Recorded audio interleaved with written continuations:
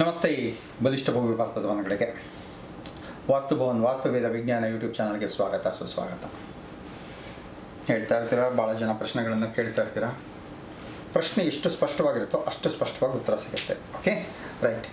ಇವತ್ತು 3 ವಿಚಾರಗಳನ್ನ ಮಾತಾಡಬೇಕು ಅಂದ್ಕೊಂಡಿದ್ದೀನಿ. ಒಂದು, ವಾಸ್ತು ಟಿಪ್ಸ್ ಖಂಡಿತವಲ್ಲ ಕೊಡ್ತೇನೆ. ಎರಡನೇದು, ಕೆಲವೊಬ್ರು ಕೇಳ್ತಾರೆ ತುಳಸಿ ಗಿಡ ಇಡೋದಕ್ಕೂ ಅದಕ್ಕೆ ಏನಾದ್ರು ಮಹತ್ವ ಇದೆಯಾ, ಅದಕ್ಕೂ ಏನಾದ್ರು ಸೈಂಟಿಫಿಕ್ ಬ್ಯಾಕ್ಗ್ರೌಂಡ್ ಏನಾರು ಇದೆಯಾ, ದಯವಿಟ್ಟು ತಿಳಿಸಿ ಕೊಡುಗಳೇ ಅಂತ ಕೇಳಿದ್ದಾರೆ, ತಿಳಿಸ್ಕೊಡ್ತೀನಿ. ಮೂರನೇದು, ರ್ಯಾಂಪ್ಗೆ ಯಾವ ದಿಕ್ಕು ಚೆನ್ನಾಗಿರುತ್ತೆ ಅಂತ ಕೇಳ್ತಾ ಇದ್ದಾರೆ, ಅದಕ್ಕೂ ಕೂಡ ಸೈಂಟಿಫಿಕಲ್ಲಿ ಲಾಜಿಕಲ್ಲಿ ಆನ್ಸರನ್ನು ಕೊಡ್ತೀನಿ, ಪ್ಲಸ್ ವಾಸ್ತು ಮೂಲಕನೂ ಕೊಡ್ತೀನಿ. ಯಾವುದು ಅಂತಾರೆ, ಫಸ್ಟು ಈಗ ರ್ಯಾಂಪೇ ತೊಗೊಂಡ್ಬಿಡೋಣ. ರ್ಯಾಂಪ್ ಯಾವುದು ಅಂತ ಅಂದಾಗ ಕೆಲವೊಂದು ಕಡೆಗೆ ಮೆಟ್ಲಿಗೆ ರ್ಯಾಂಪನ್ನು ಜಾಸ್ತಿ ಕೊಡ್ತಾರೆ. ರ್ಯಾಂಪ್ ಜಾಸ್ತಿ ಕೊಟ್ಟಾಗ ಏನಾಗುತ್ತೆ, ನಮ್ಗೆ ಹತ್ತೋದಕ್ಕೆ ಈಸಿ ಇರುತ್ತೆ ಅಂತ ಒಂದು. ಎರಡನೇದು ಏನಾಗುತ್ತೆ ಅಂತಂದರೆ ಅದ್ರ ಮೇಲೆ ನಾವು ಟ್ರಾಲಿ ಗೀಲಿ ಅದನ್ನೆಲ್ಲನೂ ಕೂಡ ತೊಗೊಂಡು ಬಂದು ನೀವು ನೋಡ್ಬೋದು. ಸಾಧಾರಣವಾಗಿ ಎಲ್ಲಿರುತ್ತೆ ಅಂತಂದರೆ ಇದೆಲ್ಲ ಹಾಸ್ಪಿಟ್ಲ್ಗಳಲ್ಲಿರುತ್ತೆ, ಗೌರ್ಮೆಂಟ್ ಬಿಲ್ಡಿಂಗ್ಗಳಲ್ಲಿ ಇಲ್ಲೆಲ್ಲ ಇರುತ್ತೆ ಅಂತ. ಕೆಲವೊಂದು ಪ್ರಾಜೆಕ್ಟ್ಸ್ಗಳಲ್ಲೂ ಕೂಡ ನಾವು ಮಾಡಿದ್ವಿ. ಇವಾಗ ನಾನು ಒಂದು ಕಡೆ 2 ಕಡೆ ಫಾರ್ಮ್ ಹೌಸ್ ಮಾಡ್ತಾ ಇದ್ದೀನಿ. 2 ಕಡೆ ಫಾರ್ಮ್ ಹೌಸಲ್ಲಿ ಏನು ಮಾಡಿದ್ದೀನಿ ಅಂದರೆ ಸುಮಾರು ಒಂದು 15 ಅಡಿ ಒಂದು ಕಡೆ ಕೊಟ್ಟಿದ್ದೀನಿ, ಇನ್ನೊಂದು ಕಡೆಗೆ 27 ಅಡಿ ಕೊಟ್ಟಿದ್ದೀನಿ ನಾನು. ಯಾಕಂದ್ರೆ ಅವ್ರು ಹೇಳಿದ್ರು, ಇಲ್ಲ ಸರ್ ಕೆಲವರು ವಯಸ್ಸಾದವ್ರು ಬರ್ತಾರೆ ಇಲ್ಲಿಗೆ, ಬಂದಾಗ ಅವರು ಆರಾಮಾಗಿ ಹತ್ಕೊಂಡು ಬರಲಿ ಅಲ್ಲೂ ತನಕ. ಮೆಟ್ಲಾದರೆ ಹೆಜ್ಜೆ ಇಟ್ಟಿಡೋದಕ್ಕೆ ಕಷ್ಟ ಆಗುತ್ತೆ, ರ್ಯಾಂಪ್ಗಾದರೆ ಸಣ್ಣ ಹೆಜ್ಜೆ ಇಟ್ಕೊಂಡು ಹಿಂಗೆ ಬಂದ್ಬಿಡ್ಬೋದು. ಆಗಲೇ ಇಲ್ಲ ಅಂತಂದರೆ ವೀಲ್ ಚೇರ್ ಇಟ್ಟಿದ್ದೀವಿ, ಆ ವೀಲ್ ಚೇರಲ್ಲಿ ಕೂಡಿಸ್ಕೊಂಡು ತಳ್ಕೊಂಬಂದ್ಬಿಡ್ಬೋದು ಅಂತ ಹೇಳ್ತಾರೆ. ಓಕೆ, ಇದು ಒಂದು. ಹಾಗೆಯೇ ಕಾರ್ ಪಾರ್ಕಿಂಗ್ ಏನಾದ್ರು ಬೇಸ್ಮೆಂಟಲ್ಲಿದ್ದರೆ ಅಥವಾ ಸ್ವಲ್ಪ ಸೈಟ್ ಎತ್ತರದಲ್ಲಿದ್ದರೆ ಅಲ್ಲಿಗೆ ಹೋಗೋದಕ್ಕೂ ಕೂಡ ಏನಾಗುತ್ತೆ, ನಮಗೆ ರ್ಯಾಂಪ್ ಬೇಕಾಗುತ್ತೆ ಅಲ್ವಾ. ಸೊ ರ್ಯಾಂಪ್ ಬೇಕೇ ಬೇಕು. ಇಲ್ಲಿ ಕೇಳಿದಾಗ ಏನಾಗುತ್ತಾರೆ, ಈ ವಾಸ್ತು ಪ್ಲಸ್ ಲಾಜಿಕ್ಕಾಗಿ ನೋಡಿದಾಗ ಏನಾಗುತ್ತೆ ಅಂದರೆ ಯಾವಾಗಲೂ ಅಷ್ಟೇ ಅದು ಇಳಿಮುಖ ಏನಿರುತ್ತಲ್ಲ, ಇಳಿಮುಖ ಬಂದು ಹಿಂಗಿರ್ಬೇಕು. ಅದು ಅಂದರೆ ಟುವರ್ಡ್ಸ್ ನಾರ್ತ್ಗಿರಬೇಕು. ಇಲ್ಲ ಅಂತ ಹೇಳಿದ್ರೆ ಇಲ್ಲಿ ತೊಗೊಳ್ಳೋದಾದರೆ ಈಸ್ಟ್ಗಿರಬೇಕು. ಈಸ್ಟ್ ಕಡೆಗೆ ರ್ಯಾಂಪ್ ಇರಬೇಕು ಇಳಿಬೇಕಾದಾಗ. ಸಿಂಪಲ್. ಏನಕ್ಕೆ ಇಳಿಬೇಕಾದಾಗ ಈಸ್ಟ್ ಕಡೆಗೆ ಇರಬೇಕು, ಹತ್ತಬೇಕಾದ್ರೆ ನಾನು ಸೌತ್ ನೋಡ್ಕೊಂಡು ಹತ್ತಬೇಕು, ಇಲ್ಲ ಅಂತಂದರೆ ವೆಸ್ಟ್ ನೋಡ್ಕೊಂಡು ಹತ್ತಬೇಕು ಅಂತಂದಾಗ ಇಲ್ಲಿ ಶುರು ಮಾಡಿ ಇಲ್ಲಿ ಮುಗಿಸೋಷ್ಟ್ರಾಗ ಏನಾಗುತ್ತೆ, ಇದರ ವೆಯ್ಟ್ ಜಾಸ್ತಿ ಆಗುತ್ತೆ, ಒಂದು ಹೈಟು ಜಾಸ್ತಿ ಆಗುತ್ತೆ. ಯಾವಾಗಲೂ ಕೂಡ ವಾಸ್ತುವಿನ ಪ್ರಕಾರ ಸೌತು ಮತ್ತು ವೆಸ್ಟ್ ಹೈಟ್ ಇರಲಿ ಅಂತ ಹೇಳ್ತಾರೆ.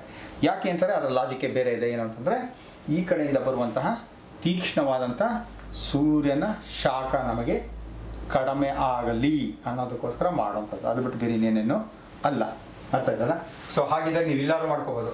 ರ್ಯಾಂಪ್ ಇಲ್ಲಿ ಬರ್ತಾ ಇದೆ ಸರ್, ನಂಗೆ ಸೌತಲ್ಲಿ ಬರ್ತಾ ಇದೆ, ಖಂಡಿತವಾಗ್ಲು ಏನು ಈ ಭಾಗದಲ್ಲಿ ಬರ್ತಾ ಇದೆ, ಈಸ್ಟ್ ಫೇಸಿಂಗ್ ನೋಡ್ಕೊಂಡು ಇಳಿಯೋ ರೀತಿಯಲ್ಲಿ ಮಾಡ್ಕೋಬೋದು.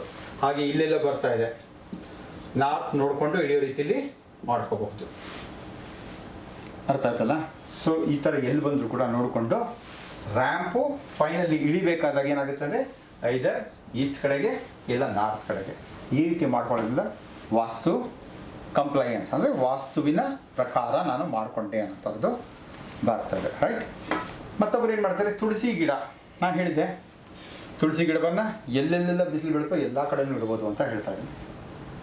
ವಾಸ್ತುವಿನ ಪ್ರಕಾರ ಏನು ಹೇಳುತ್ತೆ ಅಂತಂದರೆ ಮನೆಗೆ ಎಂಟ್ರೆನ್ಸ್ ಎದುರುಗಡೆಗೆ ನಾರ್ತ್ ಈಸ್ಟ್ ಇತ್ತಂದರೆ ನಾರ್ತ್ ಈಸ್ಟ್ ಭಾಗದಲ್ಲಿ ತುಳಸಿ ಗಿಡ ಇಟ್ಕೊಳ್ಳಿ ಅಂತ ಹೇಳ್ತಾರೆ. ತುಳಸಿ ಗಿಡ ಯಾಕೆ ಇಟ್ಕೋಬೇಕು ಅಂತಂದಾಗ ಅದರಲ್ಲಿ ಇರುವಂತಹ ಏನು ಮೆಡಿಸಿನಲ್ ವ್ಯಾಲ್ಯೂಸ್ ಅಂದರೆ ಔಷಧೀಯ ಗುಣಗಳಿಗೋಸ್ಕರ ನಾವು ತುಳಸಿ ಗಿಡವನ್ನು ಅಲ್ಲಿಡ್ಬೋದು. ಹಾಗೆ ಅಂತಂದಾಗ ತುಳಸಿ ಗಿಡ ಎಲ್ಲಿಟ್ಟಿರ್ತೀರೋ ಆ ಭಾಗದಲ್ಲಿ ನಮಗೆ ಆಕ್ಸಿಜನ್ ಬಂದ್ಬಿಟ್ಟು 13 to ಕೆಲವೊಂದು ಕಡೆಗೆ ಹೇಳ್ತಾ ಇರೋದು 13 to 16 hours ತನಕ ಅದು ಆಕ್ಸಿಜನನ್ನು ಜಾಸ್ತಿ ಬಿಡುಗಡೆ ಮಾಡುತ್ತೆ ಅಂತ. ನಮ್ಗೆ ಎಷ್ಟು ಆಕ್ಸಿಜನ್ ಜಾಸ್ತಿ ಬರ್ತಾ ಇರುತ್ತೋ ಅಷ್ಟು ಏನಾಗುತ್ತೆ, ನಮಗೆ ಪ್ರಾಣವಾಯು ಜಾಸ್ತಿ ಆಗುತ್ತೆ. ಯಾವಾಗ ನಮಗೆ ಪ್ರಾಣವಾಯು ಜಾಸ್ತಿ ಆಗುತ್ತೋ ನಮಗೆ ದೇಹದಲ್ಲಿ ಶಕ್ತಿ ಚೈತನ್ಯ ತುಂಬ ಚೆನ್ನಾಗಿರುತ್ತೆ. ಸೊ ಈ ರೀತಿ ಇದು ಒಂದು ಆಕ್ಸಿಜನನ್ನು ಹೆಚ್ಚಾಗಿ ಬಿಡುಗಡೆ ಮಾಡುತ್ತೆ. ಒಂದು. ಎರಡನೇದು ಏನಾಗುತ್ತೆ ಅಂತಂದರೆ ಇದರ ತುಳಸಿ ಗಿಡದ ಸುಗಂಧ ಏನಿರುತ್ತಲ್ಲ, ಆ ಸುಗಂಧ ಏನು ಮಾಡುತ್ತೆ, ಹುಳ ಹುಪ್ಪಟೆ ಮತ್ತು ಹಾವುಗಳನ್ನು ಅದರ ಪಕ್ಕದಲ್ಲಿ ಬರ್ದಂಗೆ ನೋಡ್ಕೊಳ್ತದೆ. ಹಾವುಗಳು ಸಾಧಾರಣವಾಗಿ ತುಳಸಿ ಕಟ್ಟೆಯ ಪಕ್ಕದಲ್ಲಿ ಬರೋದಿಲ್ಲ ಅಂತ ಹೇಳ್ತಾರೆ. ಯಾಕೆ ಬರೋದು ಅಂತಾರೆ, ಅದರ ವಾಸನೆ ಏನು ಬರುತ್ತಲ್ಲ, ಅದು ಸುವಾಸನೆ ಏನಿರುತ್ತಲ್ಲ ತುಳಸಿ ಗಿಡದಿಂದ ಬರೋಂಥದ್ದು, ಅದು ಹಾವಿಗೆ ತಡ್ಕೊಳಕ್ಕಾಗಲ್ಲ, ಹಾಗಾಗಿ ಅದ್ರ ಪಕ್ಕದಲ್ಲಿ ಬರೋಲ್ಲ ಅಂತ ಅನ್ನೋದನ್ನು ಹೇಳ್ತಾರೆ. ಓಕೆ. ಅದು ಬಿಟ್ಟು ತುಳಸಿ ಗಿಡದ ಮೆಡಿಸಿನಲ್ ವ್ಯಾಲ್ಯೂ ಏನಿದೆ ಅಂತಂದರೆ ನಮಗೆ ಸಾಧಾರಣವಾಗಿ ಶೀತ ನೆಗಡಿ ಕೆಮ್ಮಿಗೂ ಎಲ್ಲ ಬಂದಾಗ ಏನು ಮಾಡ್ತಾರೆ, ಒಂದು ತುಳಸಿ ದಳವನ್ನು ತೆಕ್ಕೊಂಡು ನಾಲಿಗೆ ಮೇಲೆ ಇಟ್ಕೊಂಡು ನೀರು ಹಾಕ್ಕೊಂಡು ಕುಡ್ಕೊಳ್ಳಿ ಅಂತ ಹೇಳ್ತಾರೆ. ಅಗಿಬಾರ್ದು ಅಂತ ಹೇಳ್ತಾರೆ. ಯಾಕೆ ಅಗಿಬಾರ್ದು ಅಂತಂದರೆ ತುಳಸಿಯಲ್ಲಿ ಮರ್ಕ್ಯುರಿ ಇರುತ್ತೆ. ಆ ಮರ್ಕ್ಯುರಿ ಏನು ಮಾಡುತ್ತೆ, ಅದನ್ನು ಅಗಿತಾ ಹೋದ್ರೆ ಏನಾಗುತ್ತೆ, ಹಲ್ಲಿನ ಎನಾಮಲನ್ನು ಸವಸಬಿಡುತ್ತೆ ಅಂತ ಅನ್ನೋದು ಮೆಡಿಕಲ್ ಸೈನ್ಸ್ ಹೇಳ್ತಾರಂಥದ್ದು. ಓಕೆ. ಹಾಗೆಯೇ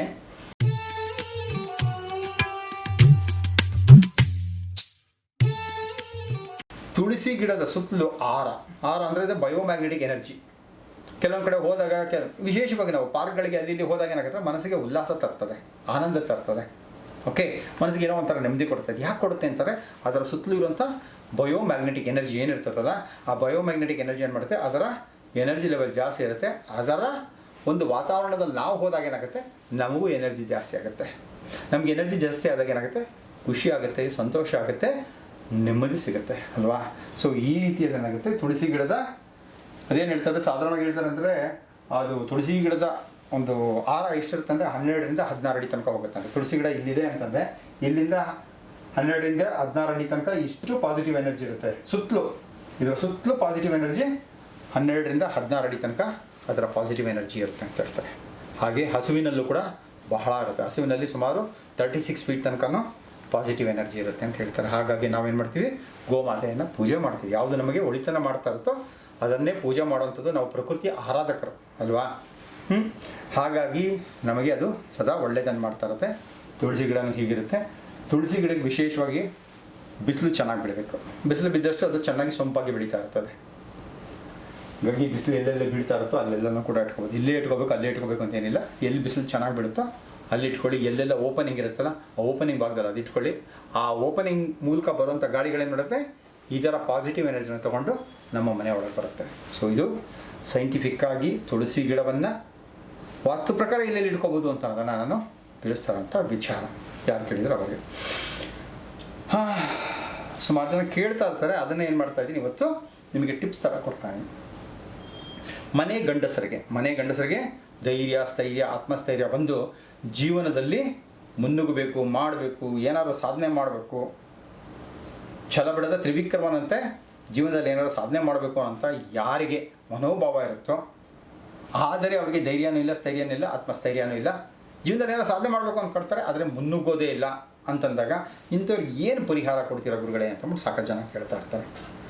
ಅದರಲ್ಲಿ ವಾಸ್ತು ಪ್ರಕಾರ ಹೇಳೋದು ಏನು ಅಂತಂತಂದರೆ, ನೋಡಿ ಇದು ನಾರ್ತ್ ಈಸ್ಟ್ ಆಯ್ತಲ್ಲ, ಇದು ಸೌತ್ ಈಸ್ಟ್. ಸೊ ಇದು ಸೌತ್ ಆಗುತ್ತೆ ಇದು. ಓಕೆ, ಈ ಭಾಗದಲ್ಲಿ ಸೌತ್ ಆಫ್ ಸೌತ್ ಈಸ್ಟ್ ಅಂತ ಬರುತ್ತೆ. ಈ ಭಾಗ ಸೌತ್ ಆಫ್ ಸೌತ್ ಈಸ್ಟ್ ಅಂತಂದರೆ ದಕ್ಷಿಣ ಆಗ್ನೇಯ.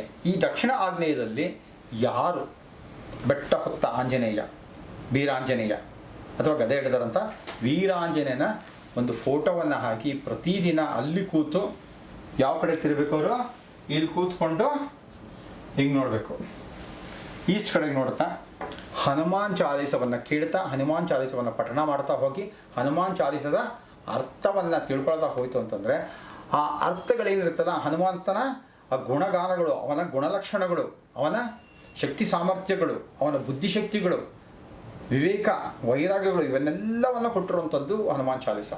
ಸೊ ಈ ಹನುಮಾನ್ ಚಾಲೀಸವನ್ನು ಯಾರು ಸೌತ್ ಆಫ್ ಸೌತ್ ಈಸ್ಟ್ ಅಂದರೆ ದಕ್ಷಿಣ ಆಗ್ನೇಯದಲ್ಲಿ ಕೂತ್ಕೊಂಡು ಪೂರ್ವ ಭಾಗಕ್ಕೆ ನೋಡ್ತಾ ಹನುಮಾನ್ ಚಾಲೀಸವನ್ನು 11 ಬಾರಿ ಪಠಣೆಯನ್ನು ಮಾಡ್ತಾ ಹೋಗ್ತಾ ಇರ್ತಾರೋ ಅವರಿಗೆ ಹನುಮಂತನ ಎಲ್ಲ characters, qualities, power, energy, knowledge, wisdom ಯಥೇಚ್ಛವಾಗಿ ಬರುತ್ತೆ ಅಂತಂದ್ಬಿಟ್ಟು ನಾನು ಕಂಡುಕೊಂಡ್ರಂಥ ಸತ್ಯ.